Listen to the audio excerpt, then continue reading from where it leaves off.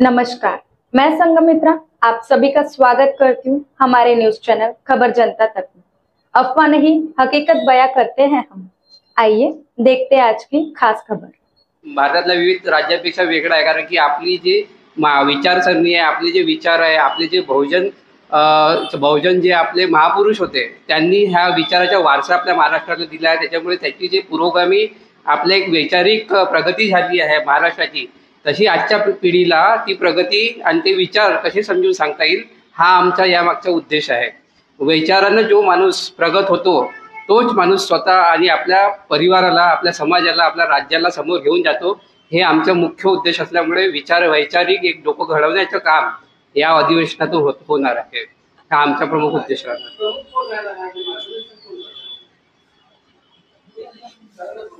हाँ, आम्ही याकरता हायलाइट करत नाही की आमच्या डोक्यात दोन नाव आहे। एक श्याम मानव सर आहे, दुसरे उत्तम कांबळे सर आहे पुरुषांमध्ये। हां नाही, आम्ही याच्याकरता त्यांना ओके नाही केलंय का ही आमची सुरुवात आहे, बरोबर। आम्ही याच्यानंतर तुम्हाला दुसरे आम्ही प्रेस कॉन्फरन्स घेतो, आम्ही क्लिअर करू। कारण अध्यक्ष जो पाहिजे आम्हाला, जरा आम्ही ज्या मार्गाने चाललेला आहे तो अध्यक्ष उद्योग ओके होते तर हे बाकीचं क्लिअर करणार आहे।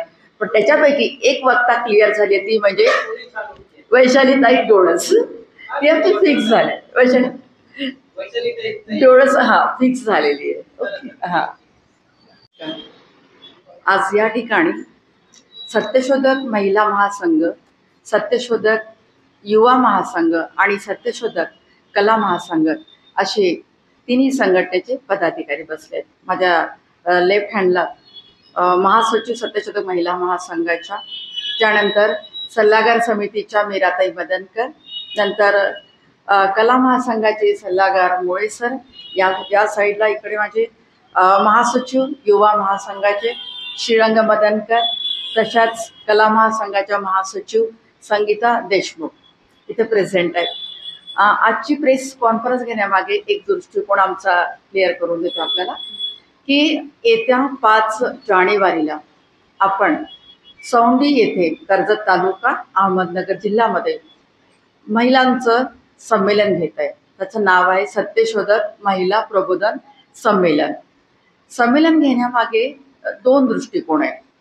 एक दृष्टिकोन असा की आपली जी महापुरुष जन्माला आलेली आहेत त्या ठिकाणी अनेक लोकांना जन्म कुठे झाला ते माहीत नाही किंवा मृत्यू कुठे झाला तेही माहीत नाही आहे।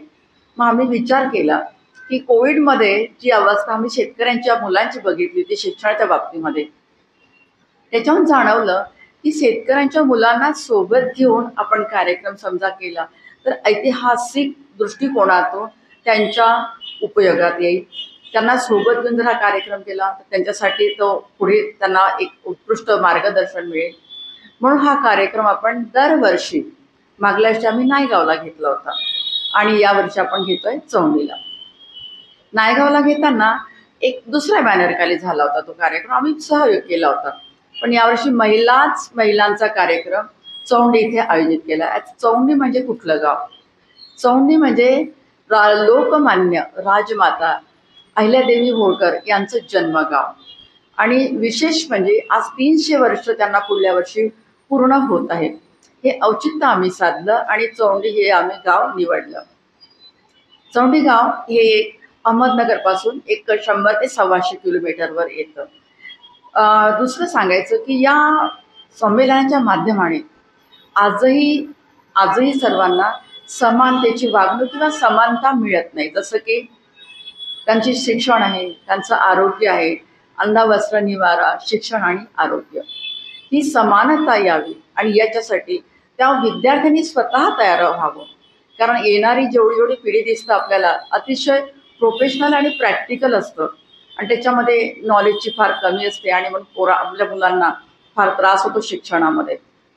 हा एक दृष्टिकोन। दुसरा दृष्टिकोन असा की महिलांच्या माध्यमाने जर अंधश्रद्धा आपण दूर करण्याचा जर प्रयत्न केला सत्यशोधक महिला संघटनेच्या माध्यमाने तर हे औचित्य खूप सुंदर राहील।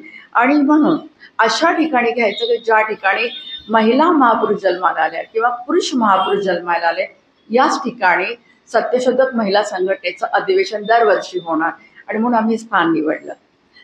तिसरा पॉईंट आमचा असा होता की जो परिसर आहे अहमदनगर पूर्ण जिल्ह्याचा त्या ठिकाणी एक सुंदर आशिया खंडातलं प्रथम क्रमांकाचं टँक म्युझियम आहे, जे कोणी बघणार कोणी मला माहीत नाही.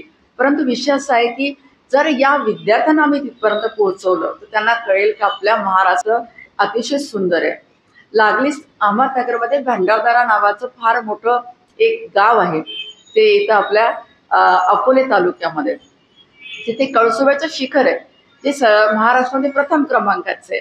त्यांना त्यांचं ट्रॅकिंग करणार त्या विद्यार्थ्यांना. शिवाय तिथे सांदनदरी आहे, जी जगातली 2 नंबरची जी सांदनदरी आहे, अनेक लोकांना माहीत नाही. तर हे सगळे ऐतिहासिक, एक अमृतेश्वर फार जुनं शंकरजीचं मंदिर पण आहे तिथे, फार जुन्या काळातलं, ते काळ्या दगडाचं बनलेलं. आणि हा जो परिसर आहे अतिशय सुंदर परिसर आहे. म्हणून शैक्षणिक आणि आरोग्य, शिवाय त्यांना ऐतिहासिक स्पॉटवर एक व्हिजिट देणे आणि हे सगळ्या गोष्टीचं करून आम्ही अनुलेखन करून 50% विद्यार्थीच राहणार तिथे आणि 50% अनेक लोक, म्हणजे महिला असो, पुरुष असो, आणखी कोणी असो, असं त्या संमेलनाला राहणार. ही आमची सुरुवात आहे. म्हणून आम्ही अध्यक्ष अजून ठरवलेला नाहीये, पण एक मोठ्या अध्यक्षाच्या आम्ही आता झाल्यानंतर पुढच्या आपण तुम्हाला आम्ही कल्पना देऊया. दुसरं असं की सत्यशोधक युवा संघाच्या माध्यमाने शैक्षणिक दृष्टिकोन राबवून हे सर्व उपक्रम आम्हाला राबवायचे आहे. तिसरं आम्ही काढलंय की आम्ही विचार केला की जिथे आम्ही कार्यक्रम घेत असतो त्या ठिकाणी आदल्या दिवशी सायंकाळी जुड़े रहिए हमारे साथ और देखते रहिए खबर जनता तक. अफवाह नहीं, हकीकत से रूबरू कराते हैं. लाइक सब्सक्राइब अवश्य करें. धन्यवाद.